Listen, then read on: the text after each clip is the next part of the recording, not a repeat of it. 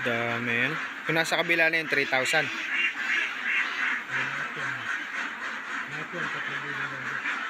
Pati itong bebenta na yan.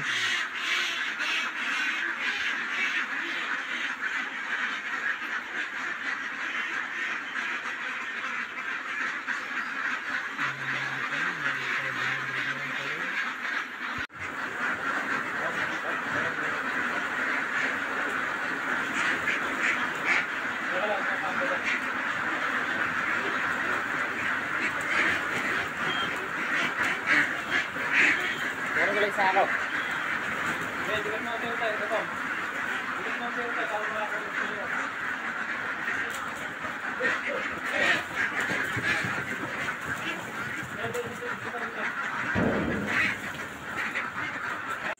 So ayun guys, nakauwi na po tayo. So ere nga po, nakakuha na po kami ng nakabili na kami ng 50 heads na itik pangumpisa. Dahil nga po magi-start tayo ng munting negosyo na magluto ng adobo at kaldaretang itik dito po sa amin. So ayan, nakakuha na po tayo ng 50 heads na itik. So ngayon guys ay kukuha ko ng 7 piraso. Magte-testing kami magkatay, magluto at manghuhuli po ako ng 7 piraso para karnihin na ngayong araw. So yun guys, nakatay na natin yung 7. O magbabalahibo na tayo. Ayan, medyo matataba po yan. Matataba. So ayan, hulog lang po natin sa kumukulong tubig. Yun.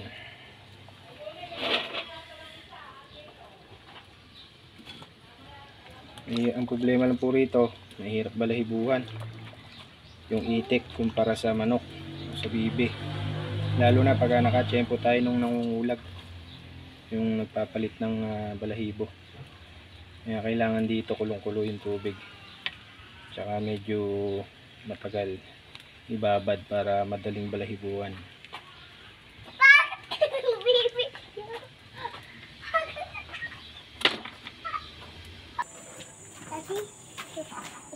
Ayan po ako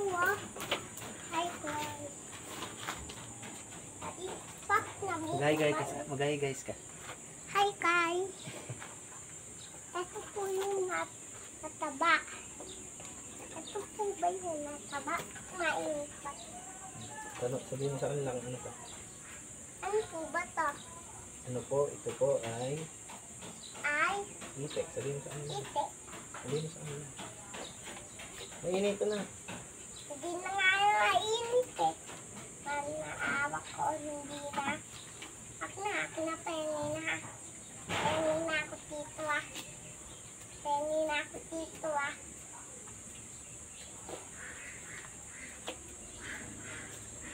Ito yung maitik natin doon. Ba't ba umiiyak?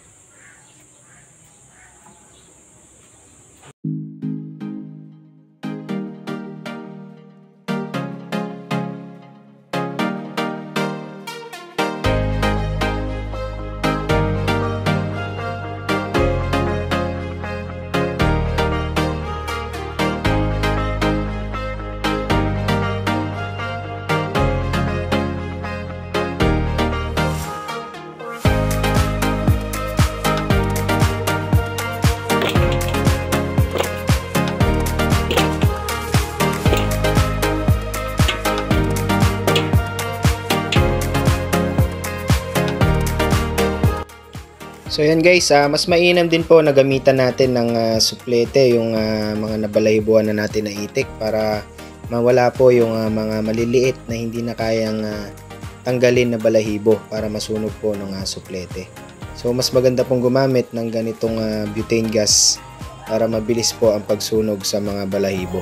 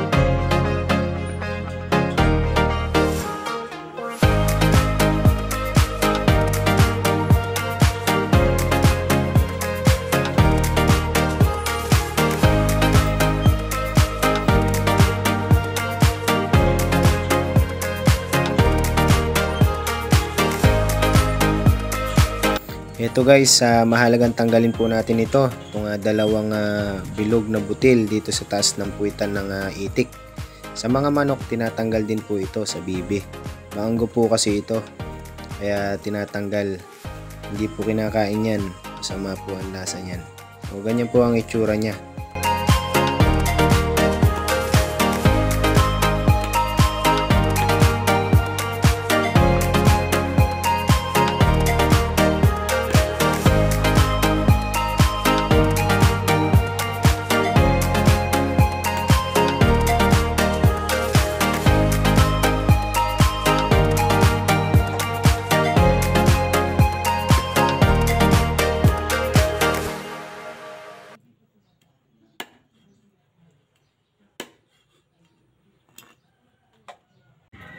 Ito guys, pinukulong ko na yung iba.